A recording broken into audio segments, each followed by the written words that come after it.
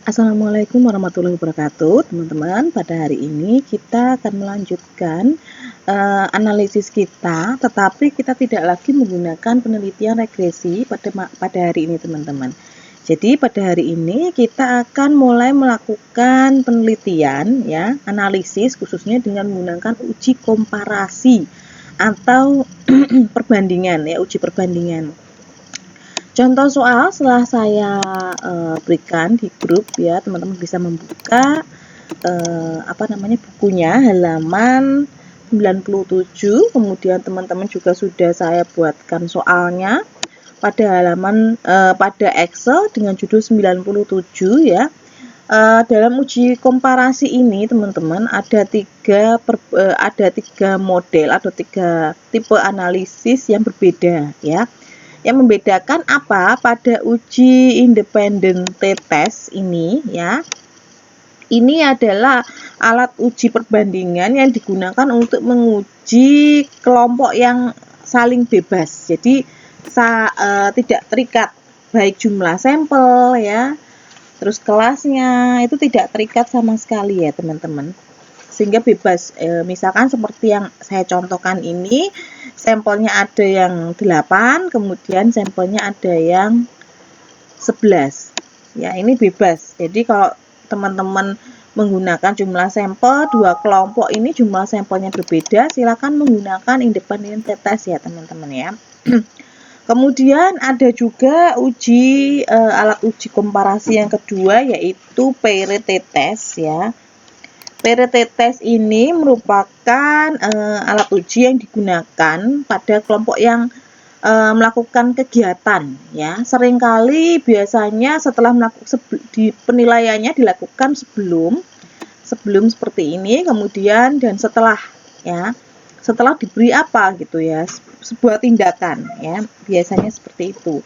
Kemudian pada uji one way ini perbedaannya terletak pada dua kelompok atau lebih yang saling bebas juga, tetapi ini hampir sama dengan independent t-test, teman-teman, tetapi bedanya adalah biasanya yang membedakan atau kelompok yang dibedakan itu lebih dari dua. Kalau di independent t-test tadi hanya ada dua, jumlah sampelnya bebas, begitupun dengan one way, jumlah sampelnya bebas, tetapi yang kelompoknya itu biasanya lebih dari dua, jadi bisa 3. Seperti ini kan 3 desa pinggiran kota. Kemudian ada yang 4, ada yang 5, ada yang banyak, ya. Kalau tergantung kelompoknya, ya. Oke, nanti akan kita praktekkan satu persatu, kawan-kawan, ya.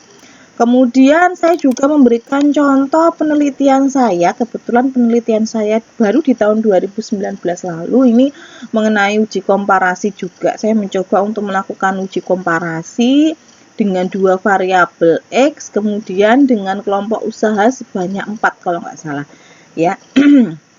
Nanti judulnya seperti ini, teman-teman, ya. Analis perbandingan daya saing perusahaan dan hasil penjualan produk pada kelompok usaha batik. Jadi variabel X-nya daya saing perusahaan dan hasil penjualan, ya. Kemudian kelompok usaha batiknya ini ada 4 kalau nggak salah yang saya bandingkan di kota Kediri. Kemudian saya bandingkan lagi sebelum dan setelah menggunakan sistem pemasaran digital. Jadi perlakuannya adalah dengan saya memberikan sebuah sistem pemasaran digital, atau saya lebih tepatnya membuatkan mereka sistem pemasaran digital, kemudian mereka membandingkan sebelum dan sesudah menggunakan sistem digital itu apakah daya saing perusahaan dan hasil penjualan mereka meningkat atau tidak. Begitu, teman-teman, ya.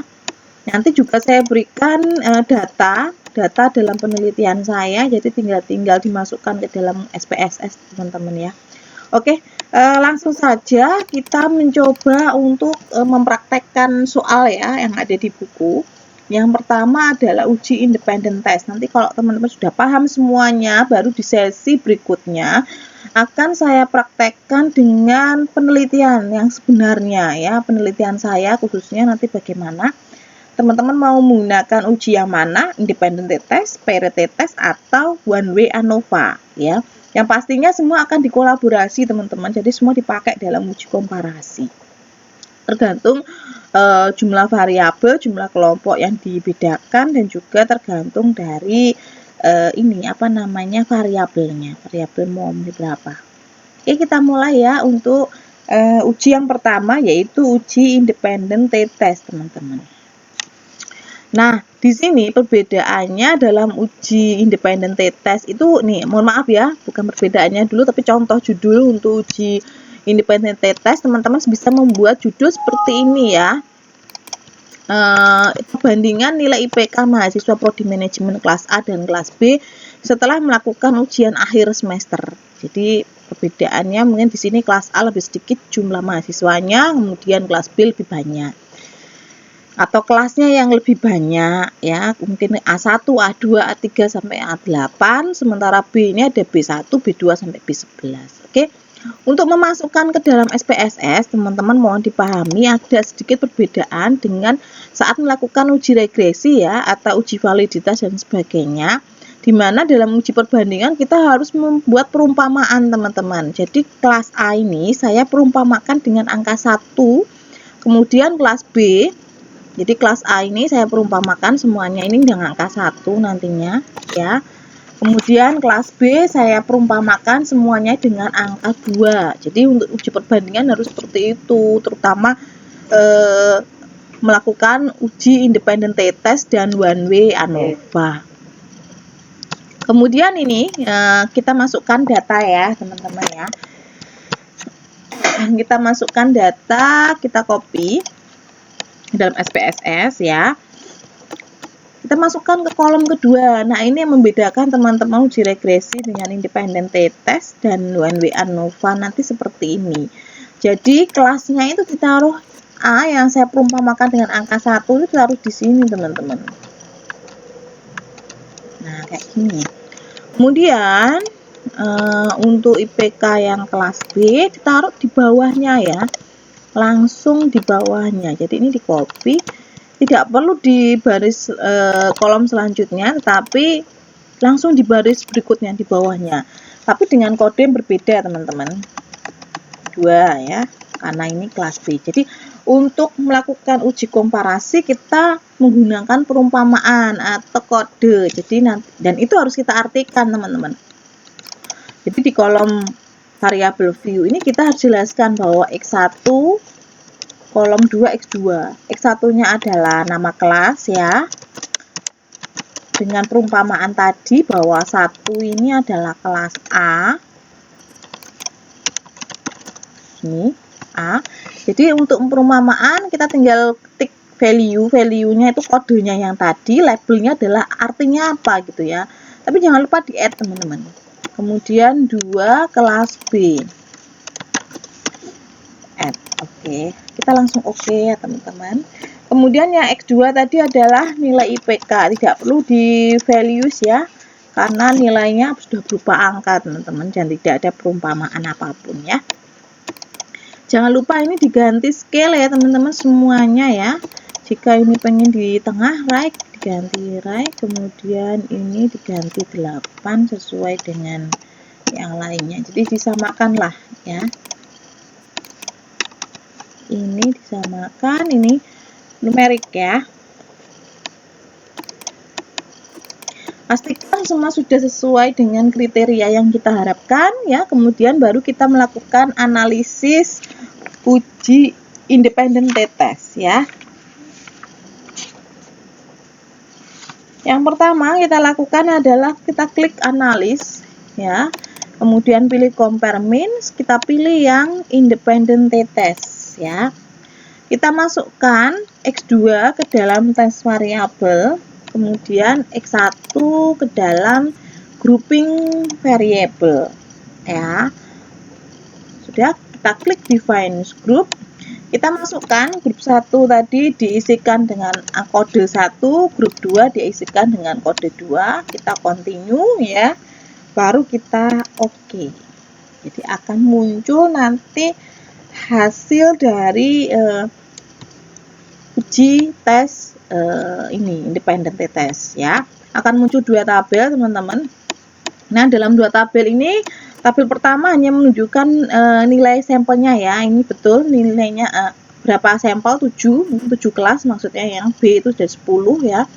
Kemudian nilai minnya ini adalah nilai rata-rata dari semua kelas. Untuk kelas A sekian, untuk kelas B sekian ya. Untuk standar error dan sebagainya tidak terlalu diperhatikan teman-teman. Kemudian di tabel yang kedua, yang perlu diperhatikan adalah nilai F hitungnya, di mana nilai F hitungnya adalah 0,305 dengan nilai signifikan adalah 0,589. Nah, pernyataannya di sini bahwa nilai signifikan jika lebih dari 0,05 maka dua kelompok ini mengalami sifatnya homogen atau sama, jadi tidak ada perbedaan. Akan terjadi perbedaan jika nilai signifikan itu kurang dari 0,05 dan sifatnya hetero. Kalau heterogen itu berarti kelompok A dan kelompok B, kelas A dan kelas B itu tidak sama. Tetapi karena ini lebih dari 0,05 dan sifatnya homogen, berarti tidak ada perbedaan antara kelas A dan kelas B. Mari kita bandingkan lagi dengan nilai signifikan, di mana nilai signifikan dari uji, ini dari nilai signifikan dari uji F. Sekarang kita lihat nilai signifikan dari uji T, teman-teman, di mana nilainya 0,05 berat 0,046, berarti di bawah 0 dari 0,05, maka sifatnya heterogen, di mana kelas A dan kelas B ini ada perbedaan, teman-teman ya. Nilai IPK antara kelas A dan kelas B. Jadi kita harus melihat dua-duanya. Kalau dari F tidak ada perbedaan, mungkin dari nilai T. Ya. Nah, untuk melihat nilai IPK mana yang lebih baik, kita dengan melihat nilai T hitungnya, di mana kalau nilai T hitungnya plus, berarti kelas A lebih baik daripada kelas B. Tapi jika nilai T-nya ini minus, teman-teman, itu menunjukkan bahwa kelas A lebih rendah dibanding kelas B. Jadi di sini lebih rendah daripada ini kalau minus. Kalau lebih plus seperti ini kan plus tidak ada minusnya, berarti kelas A yang lebih baik daripada yang berikutnya. Oke, bisa dipahami teman-teman untuk melakukan uji independent t-test dengan jumlah kelompok perbandingannya hanya sebesar 2. Kalau lebih dari 2 nanti berarti masuknya adalah kepada uji one way ANOVA, tapi sama caranya, hampir sama. Oke, kemudian bisa dipahami ya, dengan judul seperti ini yang membedakan hanya kelompok yang dibedakan saja, teman-teman, hanya ada 2. Di sini simple banget, variabelnya bisa banyak ya, bisa tergantung. Jadi setiap variabel nanti teman-teman bisa membandingkan satu persatu, kemudian terakhir ini membandingkan mana yang lebih besar, nanti seperti itu. Oke. Kemudian kita lanjut kepada uji Peirete test ya. Kita harus masuk lagi ke dalam new tampilan yang baru ya, tampilan SPSS yang baru. Oke, sudah.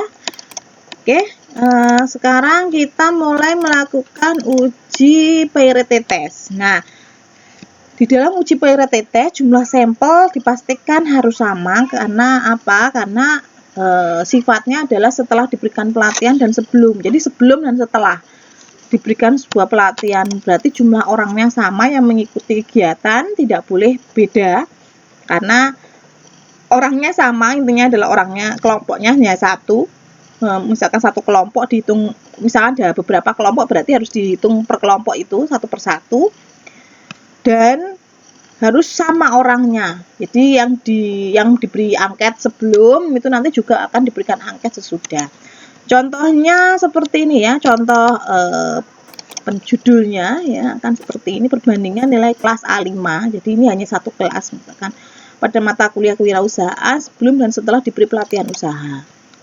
Jadi intinya begitu. Jika nanti teman-teman mau menilai, ada beberapa kelompok yang harus dinilai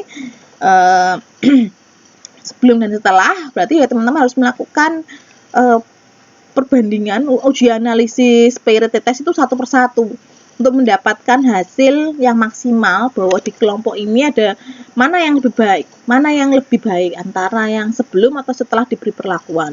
Di kelas sekian juga akan berbeda juga, akan sedikit berbeda dengan yang lainnya. Jadi begitu teman-teman ya.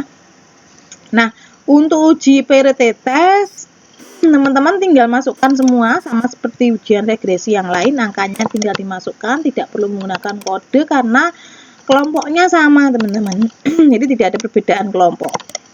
Jadi tinggal dimasukkan aja, intinya begitu. Kalau tidak ada perbedaan kelompok itu tinggal dimasukkan saja ya. Kemudian var 01 kita ganti X1, kemudian var 02 kita ganti X2. Kita tulisi X1 nilai pretest ya. Kemudian nilai posttest. Pastikan bahwa semua sudah betul ya teman-teman ya. Oke, baru kita melakukan analis, compare min, kita pilih yang pay rate. Ya. Masukkan X1, kemudian masukkan X2 satu persatu ya. Baru kita oke. Nah, akan muncul di sini berapa tabel? 3 tabel ya teman-teman ya. Ini nilai pretest ini menunjukkan bahwa minnya nilai rata-rata dari sebelum diberi pelatihan itu sekian. Kemudian sebenarnya dari nilai min aja sudah menunjukkan bahwa nilai rata-rata setelah diberi pelatihan usaha itu juga lebih besar dibandingkan sebelum ya. Tetapi hal ini tidak boleh menjadi dasar teman-teman ya. Sampelnya harus betul 10 ya, tidak boleh berbeda dengan kenyataan. Misalkan teman-teman sampelnya ada 30, ya 30 berarti ya. Karena jumlah sampelnya sebaiknya memang 30 ke atas ya. Kemudian yang dilihat di sini adalah langsung kita menuju kepada nilai signifikan teman-teman. Di mana kriterianya jika di bawah 0,05 itu maka kedua peristiwa itu akan mengalami perbedaan. Oh, ini kan bukan kelompok ya. Perbedaannya adalah di sebuah peristiwa sebelum dan sudah gitu kan. Nah, berarti di sini karena nilainya adalah di bawah 0,05 berarti sifatnya heterogen dan berarti ada perbedaan antara sebelum tes dan sesudah tes. Nah, terus kita tunjukkan bagaimana manakah yang nilainya lebih tinggi sebelum atau sesudah. Kita dengan melihat nilai T tadi, T hitung. Jika minus berarti yang pertama sebelum itu lebih rendah dibandingkan sesudah. Kalau nilainya plus berarti sebelum lebih baik daripada sesudah. Selain kita melihat nilai min ya. Jadi dari nilai min ini sudah terlihat sebenarnya ada perbedaan dan manakah yang lebih besar. Tetapi kita tidak bisa menjadi acuan. Ya, acuan pertama mungkin boleh, tapi harus ada acuan yang kedua, di mana acuan kedua dari nilai T hitung diperoleh nilai minus, berarti nilai pretest lebih rendah dibandingkan nilai posttest. Oke, begitu teman-teman ya. Jadi perbedaannya di sini untuk menggunakan uji pay rate test ini karena ini sampelnya sama, kelompoknya sama, jumlah sampelnya sama, yang membedakan adalah peristiwanya sebelum ini ya dan sesudah. Oke. Kemudian yang ketiga kita melakukan uji namanya one way ANOVA guys ya. Nah, one way ANOVA ini sebenarnya untuk uji perbandingannya hampir sama dengan independent t-test. Cuman yang membedakan adalah kelompok yang dibandingkan ini lebih dari 2. Jumlah sampelnya nggak harus sama teman-teman, jadi bisa berbeda antar kelompok. Mungkin nanti judulnya akan bisa seperti ini, perbandingan nilai IPK mahasiswa prodi manajemen kelas A. Jadi ini semua kelas A ya, sesuai asal daerah, desa, pinggiran, atau kota ya. Nah, yang membedakan misalkan teman-teman bedakan kelompoknya nanti ada 4, 5, 6, 9, 10 gitu ya.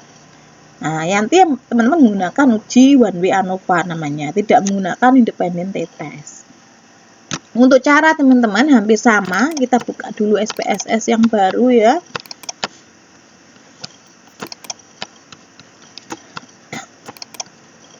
Jadi caranya hampir sama, kita menggunakan kode di mana desa kita kodekan dengan angka 1, pinggiran kita kodekan dengan angka 2, kemudian kota kita kodekan dengan angka 3 ya. Kita masukkan satu persatu dengan kodenya teman-teman. Oke, kita masukkan di sini, copy paste, sebelah kiri untuk kode, sebelah kanan untuk nilainya ya.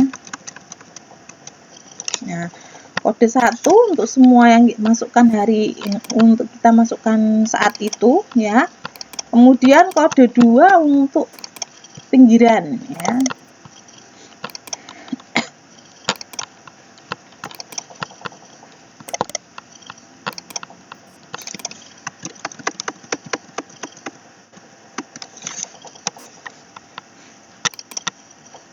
Kita masukkan kode 3 untuk kota.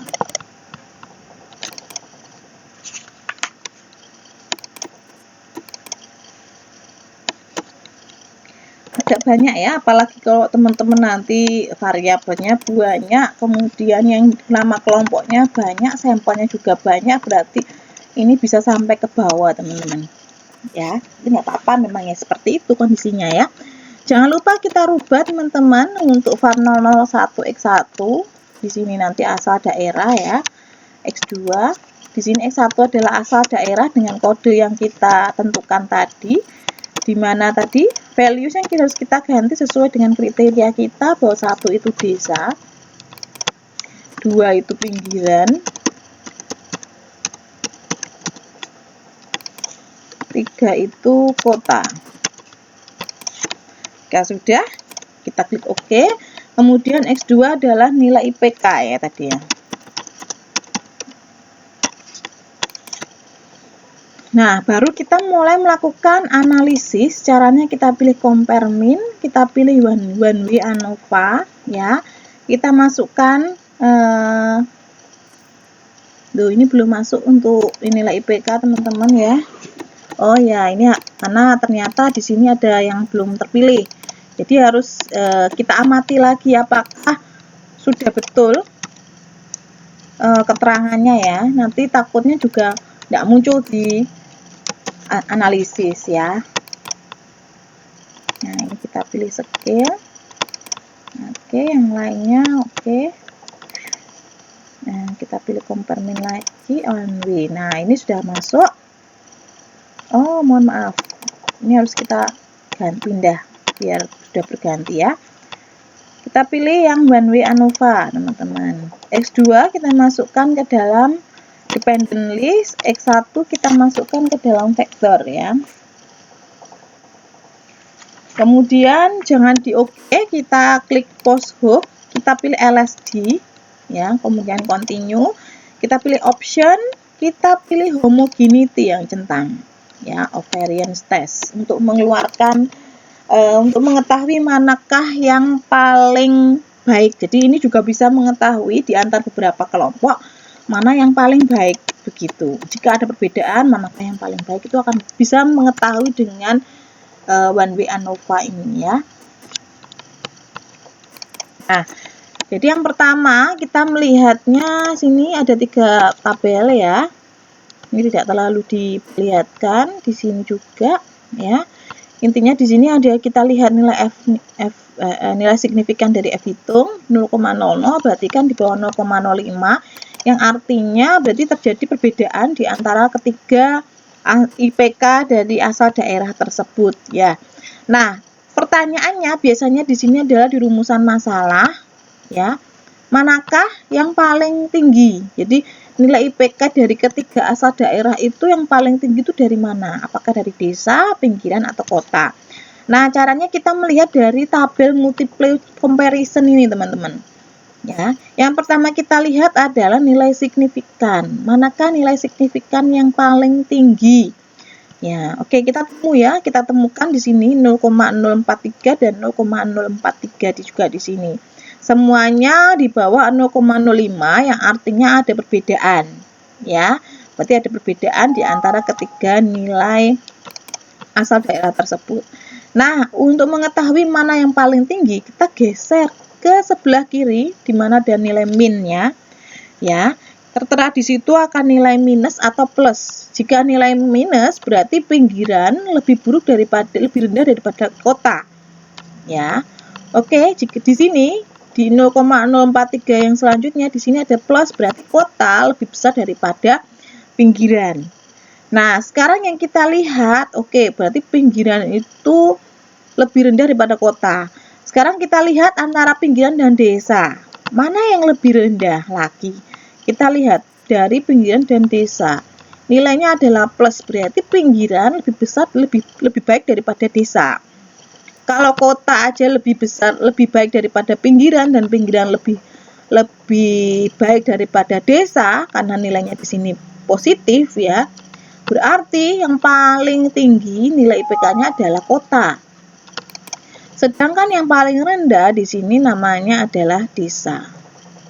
Oke, bisa dipahami ya teman-teman ya cara melihat. Jadi bisa dijelaskan nanti di deskripsi bahwa karena menunjukkan angka yang positif antara kota dan pinggiran di sini nilai minnya dengan nilai signifikan paling tinggi, berarti bisa dilihat bahwa kota ini sebenarnya paling tinggi.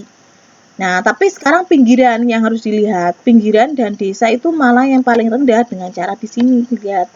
Oh, nilai minnya positif dengan nilai signifikan 0,04. 0,004 berarti pinggiran lebih baik daripada desa. Nah, berarti bisa diambil sebuah kesimpulan bahwa kota, nilai IPK paling tinggi adalah kota, sedangkan nilai IPK paling rendah adalah mahasiswa yang berasal dari desa. Oke. Bisa dipahami ya teman-teman. Jadi cara untuk melakukan analisis ketiga uji komparasi ini, dimana nanti kalau teman-teman melakukan penelitian harus di-compare teman-teman. Teman-teman menggunakan uji Peirate test atau one way ANOVA. Nah, setelah ini nanti saya buatkan video lagi dengan penelitian saya yang sebenarnya. Teman-teman bagaimana caranya melakukan analisis komparasi dengan penelitian yang sebenarnya dengan judul seperti ini ya. Saya akan berikan video singkat setelah ini ya. Saya akhiri dulu untuk uji komparasi dengan teori yang saya bagikan hari ini. Selanjutnya nanti akan saya lanjutkan dengan materi penelitian yang sebenarnya. Assalamualaikum warahmatullahi wabarakatuh.